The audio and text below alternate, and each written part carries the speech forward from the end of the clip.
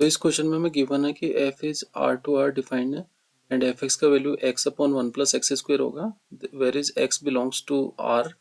हमें फाइंड करना है द रेंज ऑफ फंक्शन।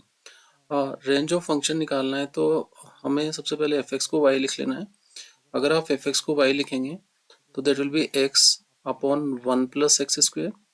तो हम यहाँ पे क्वाड्रेटिक इक्वेशन डेवलप कर सकते हैं।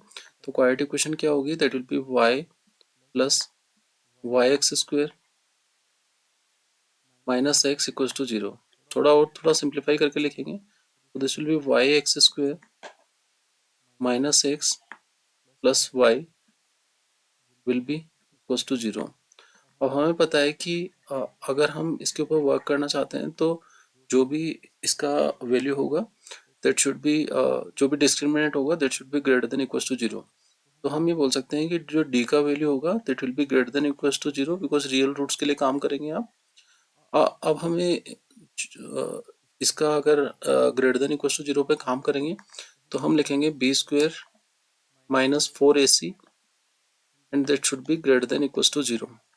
बी स्क्वेयर का वैल्यू अगर आप निकालेंगे that will be -1 whole square minus 4, a will be y and c will be also y, so that should be greater than equal to zero. ये हम इसलिए अप्लाई करते हैं बिकॉज हमारा फंक्शन हमें y में वैल्यू दे देगा, y की वैल्यू ही हमारी रेंज को रिप्रेजेंट करेगी।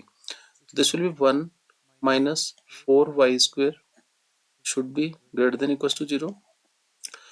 आप इसको नेगेटिव से मल्टीप्लाई कर लीजिए बिकॉज 4y स्क्वेयर को आप पॉजिटिव करना चाहते हैं। So this will be 4y square minus 1 should be less than equal to zero. इसको फैक्टराइज कर लीजिए that will be 2y minus 1 and this will be 2y plus 1 should be less than equal to zero. अगर आप wavy curve method से इसको solve करेंगे तो easily आप सोल्व कर सकते हैं। सो आप एक कर्व बना लीजिए।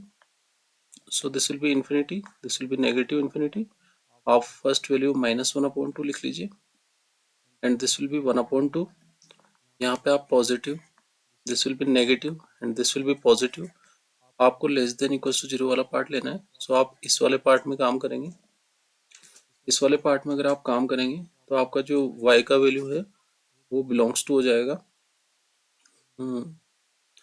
-1/2 टू 1/2।